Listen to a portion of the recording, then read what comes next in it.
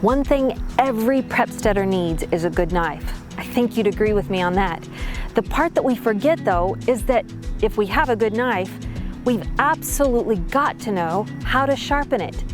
I hope you'll stay with us because in the next few minutes, I get to interview one of my favorite friends who is absolutely incredible at making his own custom knives. But he's gonna walk us through the simple steps of how to know how to sharpen that great knife that you just got to put in your stash. Let's go meet him as we talk today with Kirk Guillot.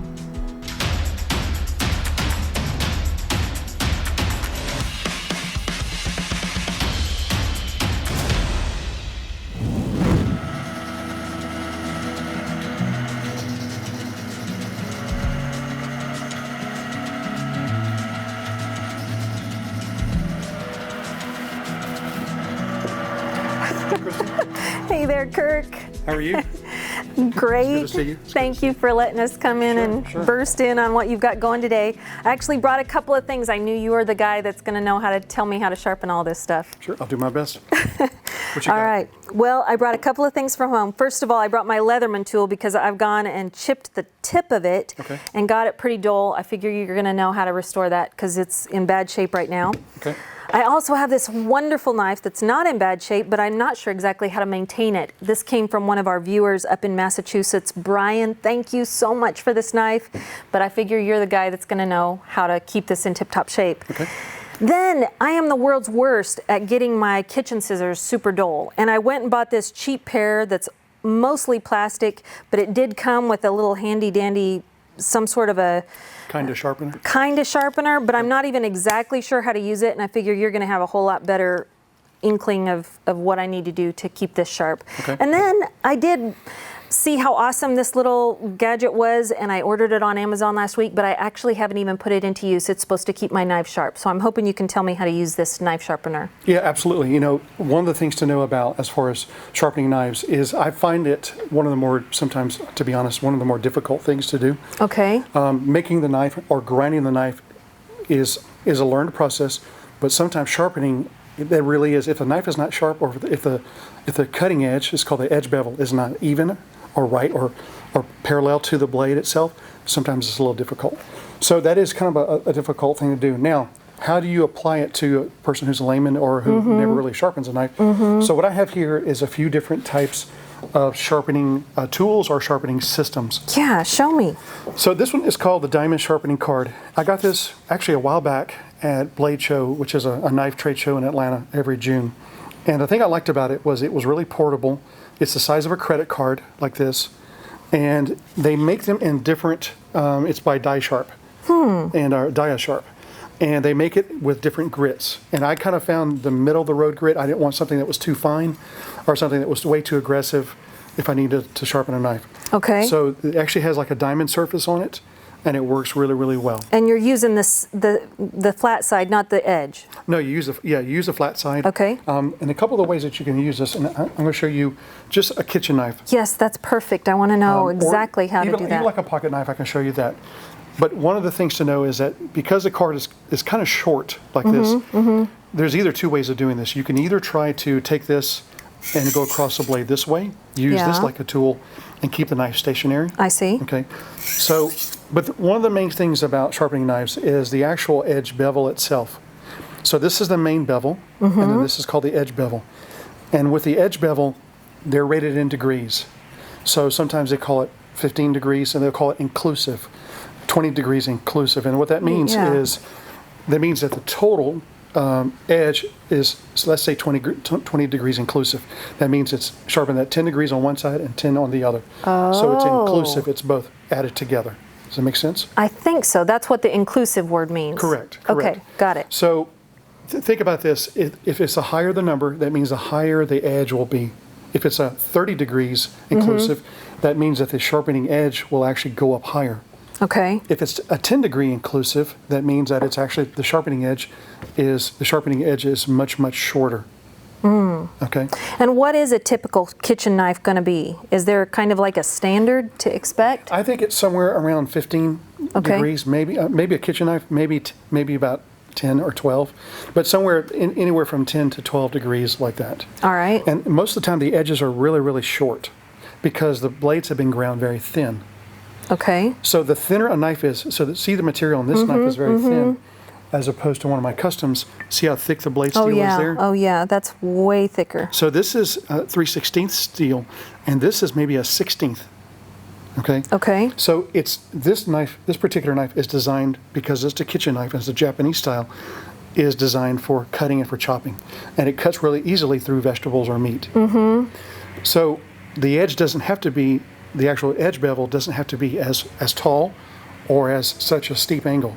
Right. Okay. Right. But getting back to how to use this tool. So again, you can either use this, hold the stationary with your hand, or place it against something like this. Okay. And be careful of your fingers not to over travel and get towards it. But you can either pull away from you, that'd be the safer way, like this. Okay. Kind of follow. Or go with it like this in this direction. Okay. And then you're going to go to the other side. Now, I'm right-handed, so what I may do is flip it over this way and hold it, because you could either or. I guess you could also push away this way too. Okay. Or flip it back towards you like I was doing, and then run it towards from the tip back to the back of the knife like this. Okay. Okay. Now, would you do both because I have knives just like this at home, not quite this nice, but if I was sharpening with something like this, would I, in that process of sharpening, go both directions? So do it this way for a while and then turn it around and do it the other way? Exactly. Well, do you mean either side? No, I mean on the same side. Okay. Like, no, you typically want to go all one same direction. I don't typically sharpen knives back and forth on Okay. the same side. I either go towards one direction and then I may flip it over. And as far as with this particular type of hand type, sharpener like this, you can do this 3, 4, 5 times. The problem that what happens with people with knives is that a knife that needs to be sharpened has had a couple things happen to it. It's either been abused and it's been hit like on a ceramic countertop. Well, a lot of people do this. They're cutting vegetables, they come off of a cutting board and they hit that table like a ceramic or granite yes. top. And what it does is it pops it, you'll hear it go, it'll do this to it. And what happens when you do that is one of two things. You're either going to round the edge okay. on the knife, or you're going to chip it out. Now, if you round it, it's really easy just to get the edge to go back, because when you sharpen it back, you're kind of taking that rounded edge and you kind of lay it back out. I see. Okay. If you chip it out from hitting a granite surface like that, then you may actually serrate it or make micro serrations or actually physically chip it out. That's a little bit more involved to fix, and that means then it's going to take you more time to get it back. Does that make sense? It does make sense. So knives that are hardened in the heat treating process, that are super, super hard, they hold a great edge, but they're sometimes kind of brittle. Okay. Knives that are a little bit softer or a little bit not as heat treated as heavily, the edge will roll. Okay. So there's advantages and disadvantages to either one. Okay. So this kind of sharpener, this credit card, I call it credit card sharpener, or a diamond, it's called the diamond sharpening card, is great for keeping in a pack or in a bag now. Yeah, I like how small that is. So I have a Maxpedition pouch here, and so what I can do is I can actually just take this and leave it inside. I want to show the camera. Like Isn't it? Yeah, it's almost like an everyday carry. You've got a little bit of everything in here, but I love how that slips right in there. Right, so you can just set it in there, you can put it in your purse or wherever you want to keep it, but it's a great tool for that. Okay. Now, let's move on to talk about a couple other sharpening options. So we have the credit card style, as far as a sharpener. If you were to take this and make it just a little bit larger, then you would have something like this, whether it's this type of stone, and this is a diamond type stone as well. It's a metal surface with diamond, I guess a diamond dust on it. Or you can just use a traditional stone, like you would see, you could buy at different stores. Typically, because this has a base on it, you set this down. Yes. And you don't use it. I'm not saying you can't, but you don't use it this way. Typically, you'll actually set it onto a table. Let me move this out of the way. Yeah, let me move this too. And with our knife here, you want to get control of the knife by, I usually press my finger on here to have control, and maybe 3 fingers here. And you just have consistent strokes all the way across the knife like this. And how do you know what angle to be holding that knife blade at? Well, that's part of the feel of sharpening a knife, is that, let me say this, if you lay it very, very high like this, it's becoming obtuse. And that means that you're going to be grinding a lot of the steel away. And you don't want to do that? No. If you lay it really far back, then you're going to take the edge and you're going to be pulling the edge really high. Does that make sense? I think so. So what you need to do is sometimes you can actually, it's kind of difficult, but you can sometimes kind of feel the edge, where the edge is sitting, and then you just kind of follow that edge like that. Okay. You really want to try to find something between too obtuse and too laid back like this, and maybe somewhere in the middle like that. Okay. So it takes a little practice. Maybe I should practice on one of my less expensive knives just in case I... Exactly. That way you won't ruin something that's a better knife. Okay. But you can start from the tip of the knife, and you can go to the back of the knife. Start from the tip of the knife and go back to the knife. And you do it about 3 or 4 times. And sometimes, you might be able to get it with this, but sometimes on the opposite side of where you're sharpening, you can move your fingers not towards the blade, but away from the blade, and you can start to feel what's called a burr. Okay. And what it is where the steel has started to curl up. Yeah. On this edge like this. That makes sense. So it'll actually curl up. And then, so you feel the burr pop up on it, and then you want to switch to the other side. Okay. Okay. So when you switch to the other side, since I am not as comfortable with my left hand as I am with my right hand, because I'm right-handed, sometimes what I may do is let's see, left-handed, I may pull back. Okay. So rather on right-handed, I'll go forward, but with the left hand, I may go. See, with the right hand, I'm going from the front of the tip of the blade to the back, but left-handed, I may come this direction. So you could do it either way. Either direction. And you could hook it on the end like you did right on right that there. to hold it stable. But I don't want to kind of seesaw it. I don't want to go back and forth. Okay. I don't typically do that. I'm not saying it's wrong, but I kind of go all one direction. All right. Okay. And I know this is probably a silly question, but do I not need to wet this down or put oil on it or anything like that? That's actually a great question. So some of these may say that they require water or some type of oil. Typically with certain types of stones, like an original stone, that would always be with water or oil. When it's a natural stone? Right. Okay. If you don't, it'll become so abrasive. I mean, it needs some type of water to make it a little bit smoother when you're sharpening the stone. There also are a set of stones called Japanese water stones. Japanese water stones are typically about this length and almost about that wide, and they are exactly that. They need to be kept in water, and it's a whole process to learn. Okay. But they're almost beautiful. a whole different process than what we're talking about today. Yeah, this is kind of something just for speed, okay. to expedite sharpening a knife. And you've also seen those old things where like a chef will use that rod and he's kind of going like yes, that. yes. Yeah, so those are good too. But again, those are the kind of things you learn as far as the angle of the edge that you're doing. Okay. Okay. Now let's talk about costs so far for these two. This one I think was maybe $15, $18 for this. All right. And again, it's kind of a field thing. This one was maybe $25 or $30. And is by different makers. I can't see. And you order this online, or is there a place locally that you tell people go to a local store and? I would say just order it online. I think this is made by. Excuse me, I put my glasses on. This is actually made by Smith's, and it's a company that makes different types of sharpening systems. Right here. So you were asking about should you use water or oil? It says sharpening lubricant and stone cleaning. It says use water as your sharpening lubricant. Okay. So you need to have some type of solution or water or something else to keep it lubricated as well as to clean the material the metal that will embed into it. I see, yeah. So it would kind of build up with some of the, whatever it roughs off the knife. Exactly. And the water would help keep that clean. Now, so we've talked about kind of a portable sharpener. Another sharpener that you can buy, pretty much anywhere, Amazon or wherever it may be. Maybe in a sporting goods store. The next kind of sharpener is, this is called the Spyderco Triangle Sharp Maker. And it's all kind of a kit. And what it does is it allows you to, everything is enclosed and it keeps it all, inside there. Yeah, it looks like it comes apart a couple of different ways, right? It does, and it has a stand. And if I remember, I don't know if it comes with 2 sets of stones or just one, but this is a more coarse stone with it being brown colored like this. Oh yeah, I can feel that. It's gritty. It is much more gritty, and this is a fine. Yeah, is that ceramic? This is ceramic like that. Okay, so this isn't going to, why would I want something this smooth? How does that even sharpen a knife when it's that smooth? Well, if the knife is really, really dull because you've used it a lot, then using the brown stones will actually go and get the main edge back. Got it. Okay, once you've got that main edge back, then to get the more fine edge on the knife, then you'll use these ceramic stones. Now, the way this works is they come with these guards right here, these brass guards, and this is to protect your fingers from being cut as you're coming at a down angle. Like that. I need all the help I can get Yeah, because but- I'm a disaster waiting to happen most of the time.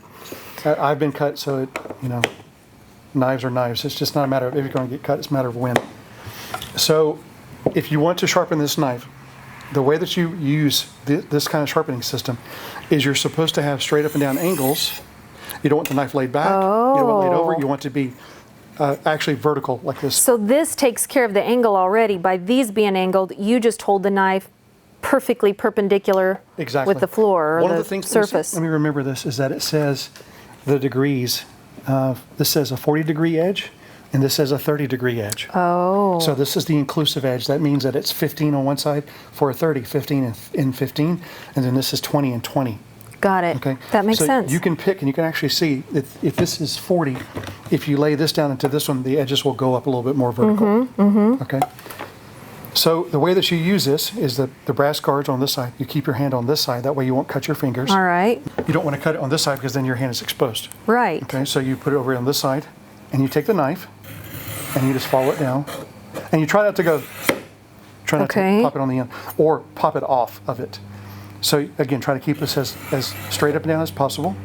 And about 3 or 4 passes, see like that? And that's another reason why that's there. I see. And sometimes it'll want to come back. So go down this way, like that. And then I find this one a little bit more difficult because I'm not looking straight up and down. But again, come to this side and vertically sharpen it this way. And then you can actually take a look at it and you can feel. Now, the way to feel the edge of a knife Yeah, tell me how to feel it before I cut myself. is to not run your finger down it, obviously, but is to kind of feel it. And when you start to feel that the edge is a kind of a very, very fine, it's kind of grippy almost. It has a really fine type of grip, then it means it's getting sharper.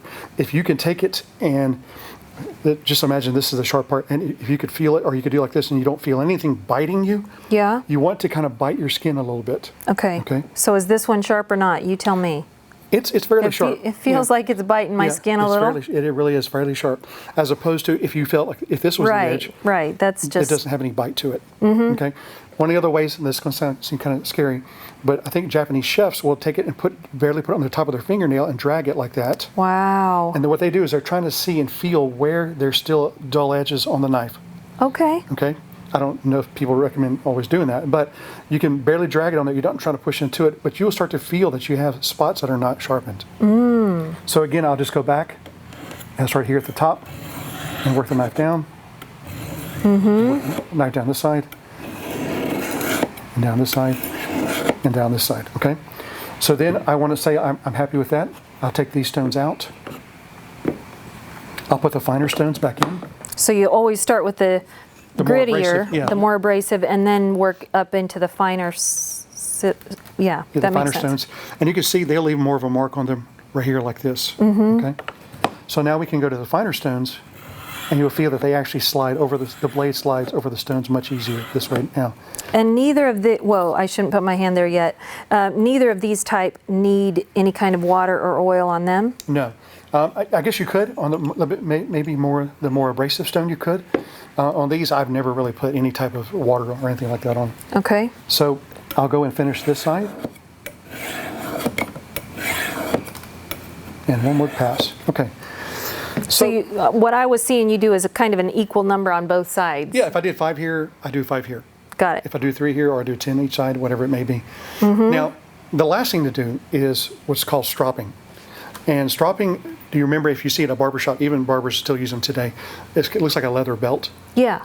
And they'll take a straight razor, and they'll take it and they'll just kind of brush it across it, okay? Our grandpas had them do that. My grandpa did that, and he always had those old school style of razors that he would shave himself with that flip open and has like a long handle on the back of it. Yeah. Yeah, with so a that's a knife straight blade. razor for shaving. And he would do that on that, right? That's what you're talking about? Exactly. Got it. So what I did was, instead of making, or rather than buying a leather strop, I just made one out of a piece of scrap of wood. Oh. So I just took some different leather, it's different types and thicknesses, and I epoxied it to this piece of wood. And then on this piece, there's actually a rouge compound. And what this is almost, if you'd imagine, like a toothpaste. Yeah. But it's a polishing compound, and there's different grits, and there are different colors. And typically, the darker the grit, the more abrasive it is, and sometimes with the lighter. So this is a green compound. So it's kind of in between. Okay. So It's the way, pretty. it is a pretty color, and I've actually been using it for years now. So the way to use a strop is, unlike the sharpener here where we came down towards the edge, with a strop you go away from the edge. Always. Always. Okay. So you never come this direction because you'll cut the leather. Oh, yeah, Okay. right. So what I do is I go away from the edge, like this. Okay. And I can do this about 5 or 6 times per side.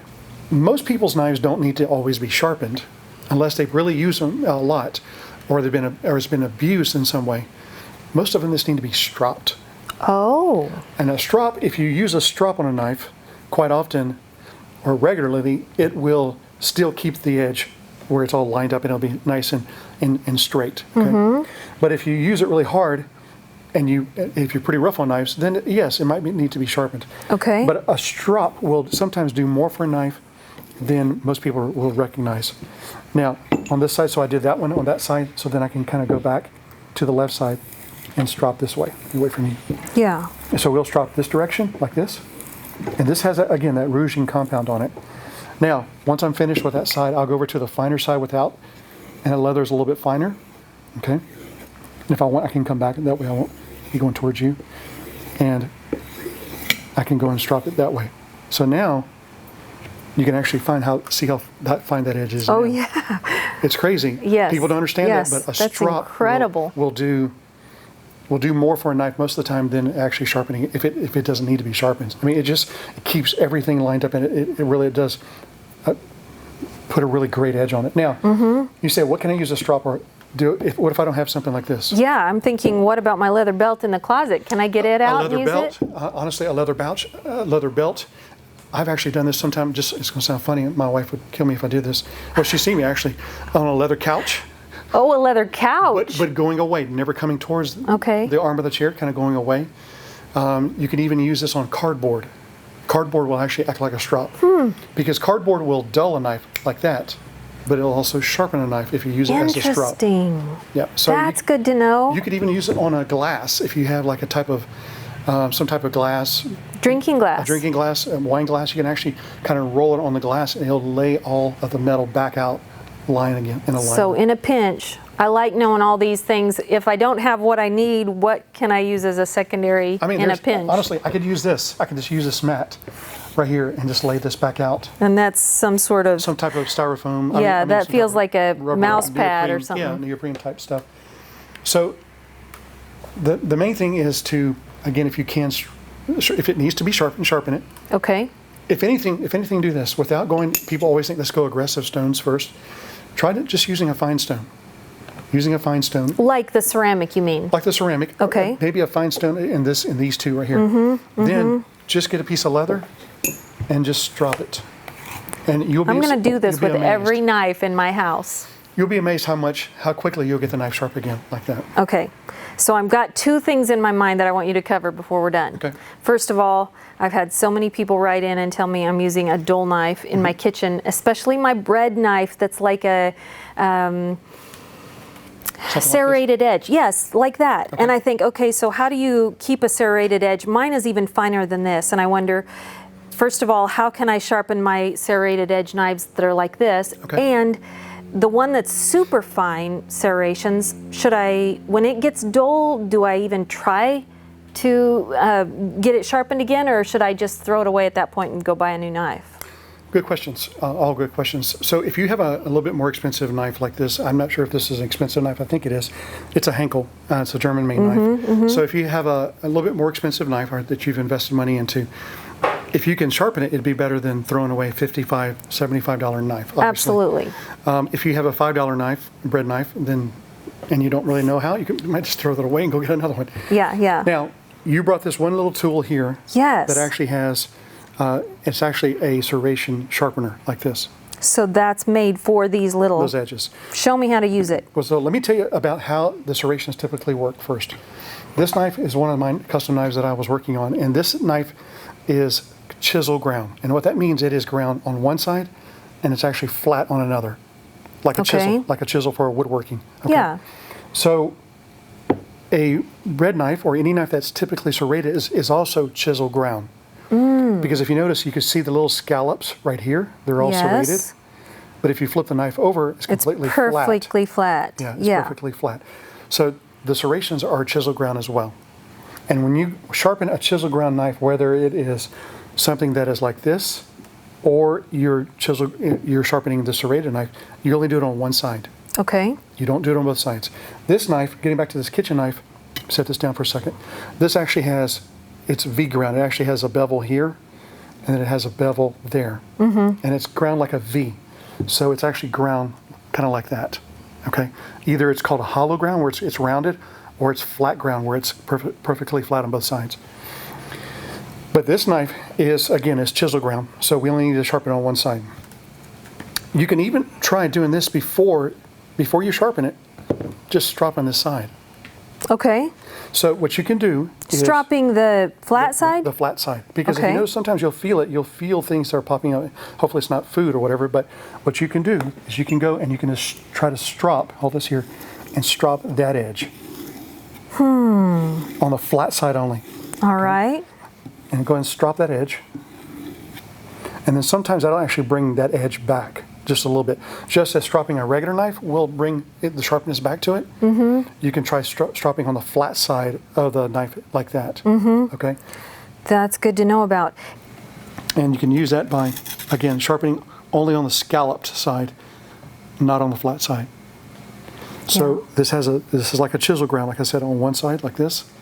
So we're going to sharpen on this side of the scallops. And we're going to sharpen to the thicker end of it like this. And this can be a little time consuming with all these scallops on here. But what will happen is we'll get our edge back. We go through, okay. Once we've done that, you can actually kind of feel maybe a burr on this side, especially right there. Yeah. Okay. And then if you want to, you can go in and strop just on the flat right here.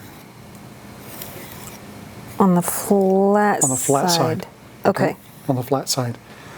And then we'll flip this over and do it only on the flat side. Because again, serrations are typically only done on one side, and they're actually chisel ground. So this is scalloped on here, and then that's flat on this side. I'm just thinking my Leatherman has a very similar type. See, it's got a little bit of the serrated edge on it. Yeah. And it's like you're talking about, where it's kind of flat on one side, although it's a little gnarly because I've gotten it messed up. But this is obviously a... Yeah, so this is the same exact thing. Typically, you can't make serrations that are on, or I've never really seen them that are on both sides. Okay. Because if you grind one side, grind the other, in a scallop like that, you'll grind it away. All right. So it has to be scalloped ground on one side like that. Okay, for the And this serrations. one that I've messed all up, and I can feel literal burrs all can see along it. it. Yeah, I can see it It's right there. terrible. Right. Is it fixable? It is. This one actually, you can kind of see how it's been up right there in a few spots. Yeah. So that is fixable, but because those are really sticking out, then you might want to go through and actually sharpen that. So to sharpen that, what I would do is set this, again, the tip of it, and making sure that this is safe. And then, again, only on one side. You only want to sharpen on the side where the scallop is at. The actual radius of the scallop. Okay.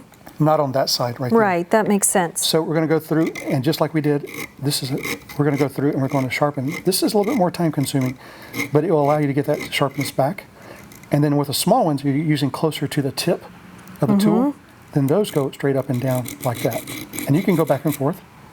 Go here and go back and forth. Okay. If you want, you can go through and do all of the small ones first. Yeah, because this has small scallops and big scallops. Right, so then the large one, you're going to use either in the midsection on the tool or a little farther back. And then you want to go back and round that. Follow that round right there, and follow that round right there. Okay. And you can actually restore a knife that is Now, jiggered up. So right now what I'm feeling is I'm feeling a burr on this side, which you would. Yes. On a scalloped edge. Now, if it's really sticking up, if the burr is really, really high, then you might need to hit it and just knock it off a little bit across the whole thing on the flat. Then you can go through and you can strop just the flat side. Okay? And then what it'll do is it'll get that edge back. It already looks better, even just that little bit. And you can feel Yes. it. You can feel It feels all, Yeah, it feels it'll get really fixed. sharp really quickly. Much better. Wow.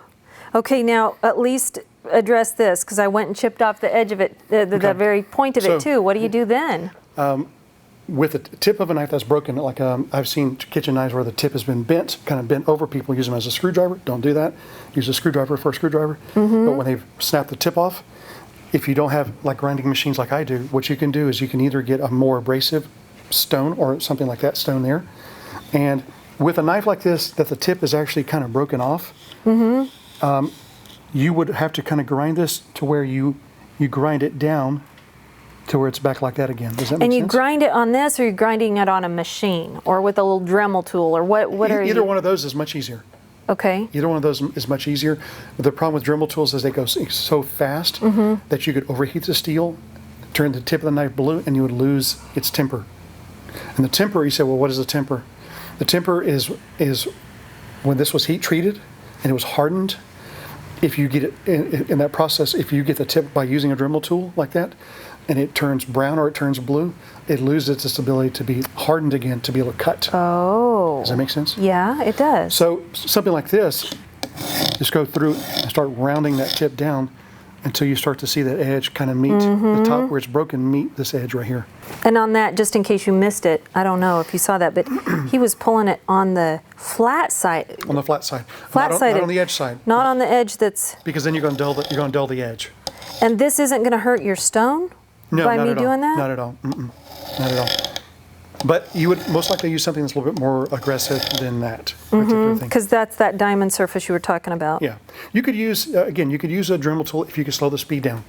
I see. And make sure you have some water next to it where you kind of cool it down. Don't overheat it. Because if it turns blue, it's kind of done. Yeah. Up to that point where it's been overheated. Okay. Yeah. Now, this leads me to a question that I'm just thinking in the back of my mind. I don't know if it fits here or not, but what about dollar store stones like this that are literally for $1? They're not bad. I mean, you can certainly save a lot of money. Those kind of stones are fine because it is what it is. You're using it just to sharpen. You're sharpening kitchen knives or maybe even pocket knives or whatever. They're not bad.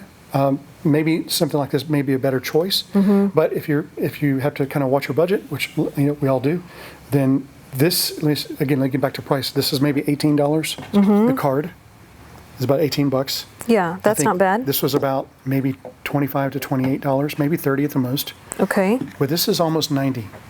Oh. This may be as high as $100, $110. So it's a sharpening system. I found it. I bought it used from a guy locally, and I think I might have paid $55 or $60 for it. But again, according to how much money you want to spend. Yeah. So maybe a type of bargain stone would be fine. For a layman like me that's not into knives to the degree that you are, right, what would you say would be best for me to just have in the home that I can sharpen the most number of things with? Would it be a something like that, stone like that? Or just one of those? I actually have one over here, one of those gray type stones that has maybe an aggressive edge on one side or aggressive surface on one side, and you flip it over, then it's a little bit more smoother. Those are maybe $5, $10. That's not bad. No, but you have to use water with those. Oh, okay. Use water with it. Like All that. right. And then it's the same principle again. It's just kind of finding the angle and going back and forth, like we did on this stone. Okay. Like that. Now, let's talk about one other thing you were telling me about. You were asking me about the scissors and then this knife. Yeah, well, you've answered a lot of that, and I'm so thankful that you've addressed that because everything you've taught me here, I'll be using on that knife, right? Yeah. I can. So this knife here is actually, this is flat ground. Okay. And it's not ground on a wheel, it's ground on a flat plate. And it actually is more of a bushcraft style grind. And let me tell you why. Because it is ground all the way to the edge. So like on this knife, let me set this down. Yeah, that one almost has it has a gradual slope and then a real sharp. Exactly. Very, very good. So it's got the main bevel, then it has the edge bevel. So this was sharpened down to a fine edge, more or less, and then whoever made it then put another edge onto it by putting the fine edge bevel on it. This is sometimes called a Scandi grind or a Scandinavian grind. Okay. And it is actually ground to the edge. And this is kind of a difficult grind to do well. So it is ground complete. This is flat ground. This is flat ground. and this is ground down to the edge, and the final edge is the sharpened edge. These get terrifically sharp. I mean, crazy sharp. And this knife that you got from one of your viewers is still incredibly sharp. That's right wonderful. now. The only thing I would do with this is as you're using it, again, I would go through. Yeah, let me move this. And I would strop it. I would strop the knife like that periodically, okay? And then it would still maintain, it's frighteningly sharp right now. It would maintain its edge. And the other way to tell a Scandi Grind or a bushcraft style is usually the edge bevel is really short compared to, this is one of my knives where the edge bevel is really tall. Yes, I see that. That's about It's about half an inch or a little three bit more. quarters of the width of the blade, knife. right. Yeah, the blade. So this is called a Scandi Grind, or typically this is a bushcraft style knife. Okay. Like that. And some people may ask, why is it so short? Because the edge is really strong. So if you're batoning and you're hammer through wood to make kindling or cut other things, the edge is very, very strong because there's a lot of meat, a lot of steel behind the edge. Okay, and that's why they're typically short like that. That is great and they act to like know. a wedge. They act like a wedge too. So the most important thing that you're saying to take away to care for this is to just strop it often. Yes, strop it whenever you need. I mean, Okay. And strop it if you're going to be using this weekly. Then kind of strop it, Monday or Friday or something like that. Okay. Or as needed. So this is a really nice knife here. Okay. Well, I'm going to really enjoy it. Yeah, tell me about these kitchen scissors. I know the plastic's going to give away. Literally, I wouldn't give it more than about 2 months worth of my use because I'm hard on things. But so with scissors, they're also they can be kind of precarious sometimes. Scissors are also chisel ground. And the way that they work is, if you notice, they're ground on one side here, and then you flip it over and it's flat on that side. Right. But what they are is two chisel ground blades that are opposing each other. And the way that they work is they are kind of going across each other and dragging over each other like that. So do they sharpen each other when they do that? More or less, but what happens by using, these are like kitchen shears. They get food inside there. They get kind of crud built up into them where there's vegetables or meat. Most people aren't cutting wire with them, unless you were me when I was a little boy. For me, I use them in the garden. Okay, well Whenever you need something, grab the kitchen scissors. Well, they can get kind of dulled in that way, especially if you're cutting in the garden and dirt gets into them. Yes. Dirt is an abrasive, and it'll actually dull these out pretty quickly. Okay. Good to know. So one of the things the way to sharpen this is if you can take them apart. They're typically held with one screw in the center, like a pivot. All right. Take the screw out, and then they're like two different blades. And again, try to sharpen, but you only sharpen. If you need to, you just try stropping it first on the flat side. Okay. Number one, these need to be washed. Okay? Yes, Wash them. I see that. Those are kind of dirty. So wash them and then just drop it on one side. And if that doesn't work, then you can try to use your stone. And again, this is chisel ground, so it's got a main bevel and then an edge bevel. Okay. So we can try to and if they won't come apart, let's say that these don't come apart, I can try to be sure there's nothing sharp near me. I can try to go through and just strop them this way. And just strop them on the actual flat. On the flat side. On the flat, okay? And then I'll flip these over and grab this one and strop that one on that side as well. And what I may do is come back on the actual sharpness side and just barely touch it. Okay? And come over to And this. I saw you angled it with the angle of the angle of the scissors themselves. Now with this has this jeweling compound or on there, and it's a little bit abrasive. But again, you can hear that when you hear that sound. That's a good thing? Well, yes, because that means they're dragging over each other, and that's how they cut, is by dragging. But then you can kind of feel that they've got their edge back a little bit. And you can mainly feel it on that side, right there. Yeah.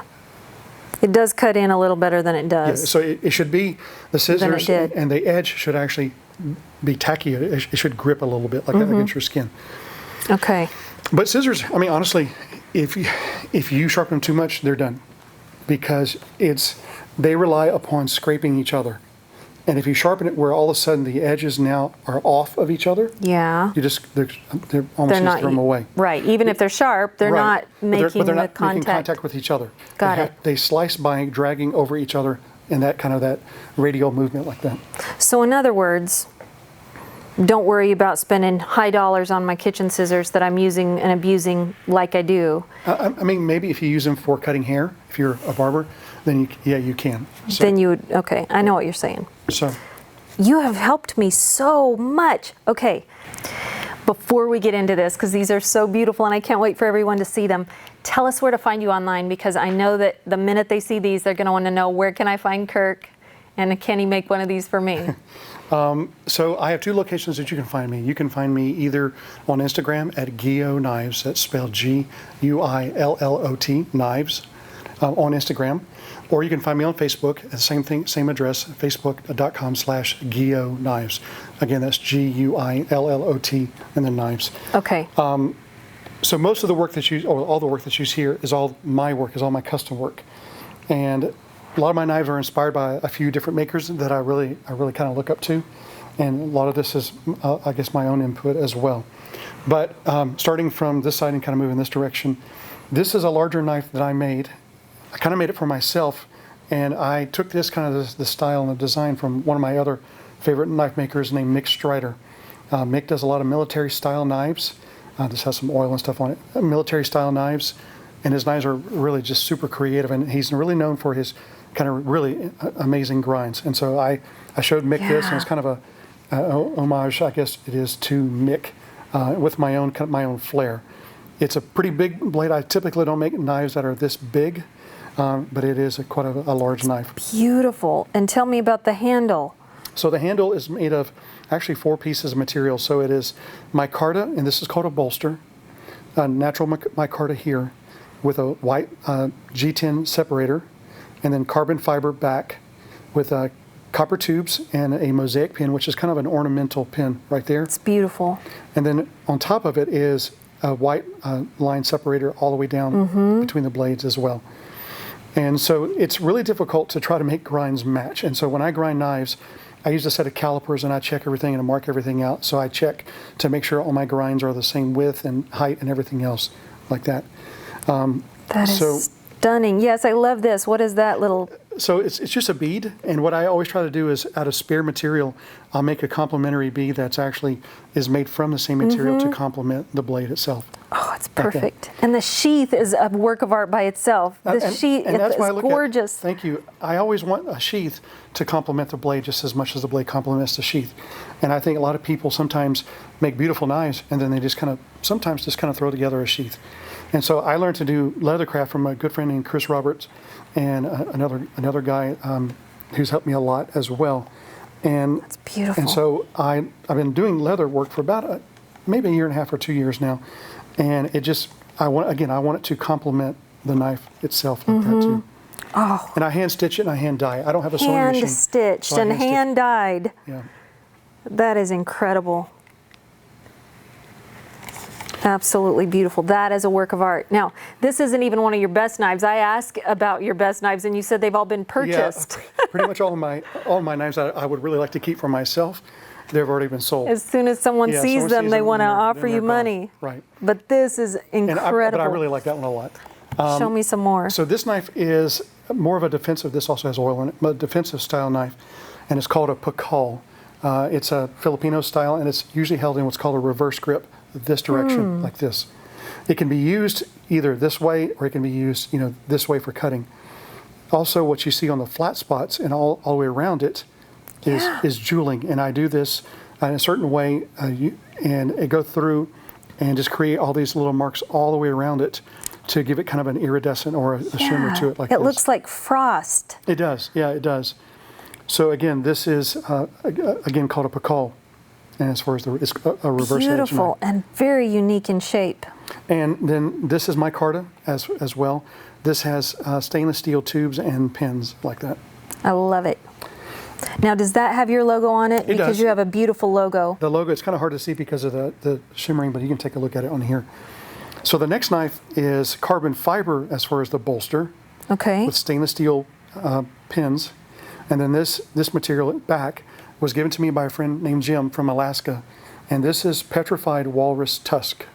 petrified walrus tusk. Yeah, so you can use petrified material, but you can't obviously you can't use anything new as far as when people go out and shoot or harm, you know, buying and selling and but all this that. is found in I guess it's found by the beach. It's found on the side of the ocean or on the side of the, you know, maybe in the other areas near the ocean itself. Wow. But it's petrified walrus tusk like that. Beautiful. And it has those little emblem type. Yeah, the mosaic pin right there The as well. mosaic pins. Those are so pretty. And this has a beautiful logo So on then it this of yours. has my logo. I don't know if you can see it okay, but it has my logo with a Guillot like that. And the wing and the 3 stars. I love it. Do you want to tell us what that stands for? Yeah, so the logo, actually, I designed the logo. It has a few different meanings. The logo, originally my family had, and I'm originally from Louisiana with a name like Guillot. My, you know, I guess, you know, grandfather, however far back, registered a G with 2 wings on it as a cattle brand. And then what I did was I kind of modernized it and I put a G with a single wing like this.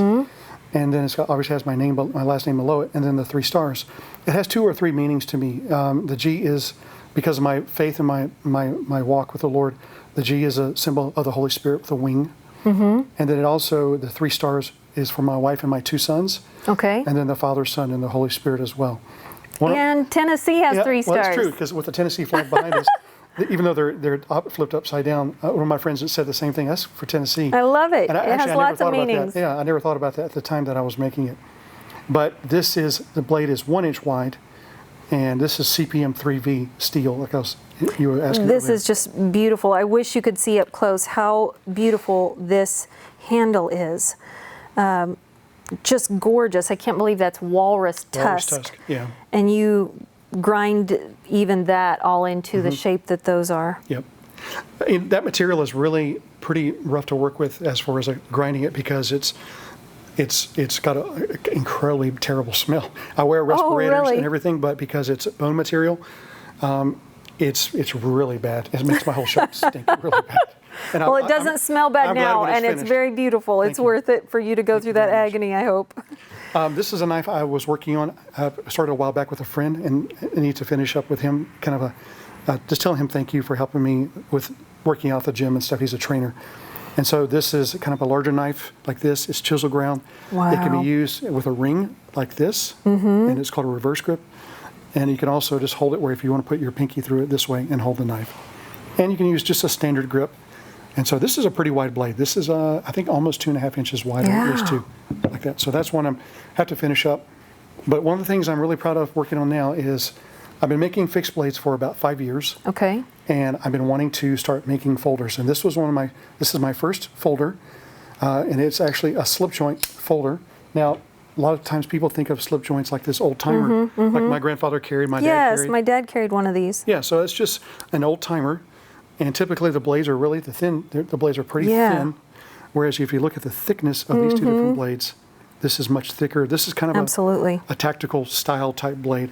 I didn't come up with this idea. I've seen a lot of guys, one knife maker named Enrique Pena, Jason Stout, and Brad Blunt, some other, just to name some knife makers, do styles like this. And they've been really helpful. But I learned majority of this from watching some videos by a guy named Chris Crawford and Luke Swinson. And they make these videos, and it helped me immensely. And then going and spend some time with Chris recently. I love the shape of that blade, and when it gets finished, I want to see this knife. But also, I was asking you about this earlier, and I'm so intrigued. The handle, you were saying? So the handle is titanium. I mean, unlike this, which is has a bolster here and maybe a bone material with brass liners, I want it to go just all titanium. And with titanium, you can go through and anodize it to any color that you want. That's just, I had no idea. Yeah, That's so intriguing to me. You can either do it by heat. I heat anodize this with a torch, or you can anodize it electrically with a chemical and electricity, and you just pick the voltage and it'll instantly turn it to green or purple or pink or bronze or whatever you want. Wow. Yeah. But then the knife just has a half stop and then the full stop like that. I love that. So the only thing I need to do left to it is to actually grind the blade and then put my logo on it, and then it will be finished. Wonderful. And I know you said that you have a lot of folks call you up and want you to almost be commissioned to make them a knife that they remember something like, or have always wanted a knife like, or make them something special? You've even had governors and fancy people ask you for stuff like this, right? Yeah, I'm very thankful. I've had different people call me, whether it be, I make knives for everyone, whether it be for normal civilians that actually want to use their knife. I made one the other day for a fireman. I made one for law enforcement guys, military guys. I've had some special forces guys deploy with my knives. To everyone, I made one for a doctor as a gift from his son-in-law. It was a gift for him when he retired from being a doctor. And they're not all completely very ornate or artistic style knives. They can be just hard use knives as well. Yeah. But this is really the style. I mean, all these knives are obviously are my style of what I like. And then some people use them just for collectors. They just collect them. Other people, I have one friend named Jim that has used the daylights out of my knives and send them back to me, and I just love seeing all the marks on them. That tells me it's actually being used. So I don't do this for a living. It's a hobby, but I love doing it. It's a creative outlet.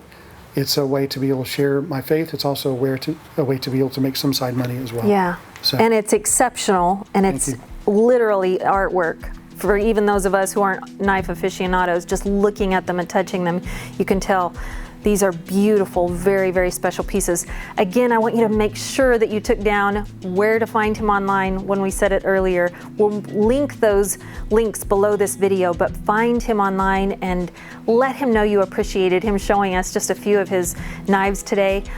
If you need something commissioned, I know that he would be willing to hear from you and find out what it is that you're wanting made, right? Absolutely, yeah. Yeah, so thank you for spending time with us. I can't even tell you how much I appreciate this today. Absolutely. Let me say this, it's your turn. We want to hear from you. We love your comments, so share down below if you have ideas or thoughts that you want to put down below. Also, share this with someone that you love who might appreciate this video. And take the time this week to go out, find somebody who needs blessed, and intentionally make it your priority to be a blessing to someone today. Thanks again, and we'll see you next time.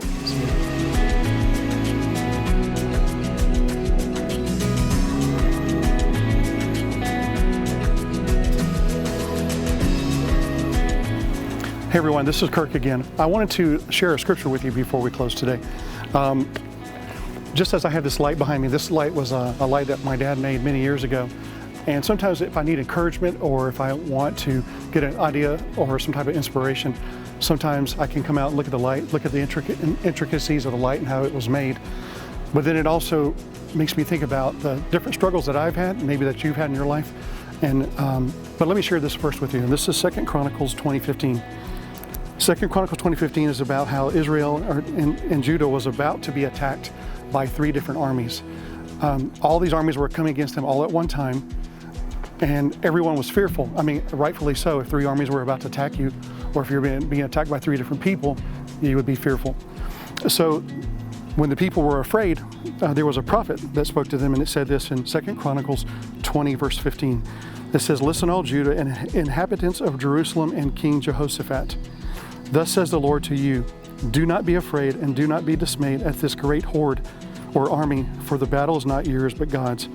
But it says this in verse 16, "Tomorrow go out to the ascent of Ziz, and you will find them at the valley on different sides." It says in verse 17, "You will not need to fight in this battle.